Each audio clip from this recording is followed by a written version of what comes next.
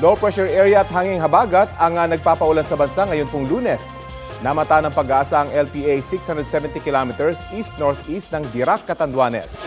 Nananatiling mababa ang tsansa ng nasabing LPA na maging isang bagyo, pero uulanin nito ang Bicol Region, Aurora, Bulacan, Quezon at Rizal. Ang Metro Manila, Visayas, malaking bahagi ng Central at Southern Luzon at ilang panig ng Mindanao. Uulanin naman dahil sa habagat. Nakaasa naman sa maayos na panahon ang nalalabing bahagi ng bansa. Pero dapat pa rin maging handa sa posibleng mga local thunderstorm. Tandaan, may pagkakataong matindi ang thunderstorm na maaaring magbuhos ng maraming ulan at may kasabay na yelo o buhawi. Nakataas po ngayon ang thunderstorm advisory sa Rizal, Laguna at ilang panig ng Quezon Province. Tatagal ang babala hanggang 12:43 ngayong tanghali.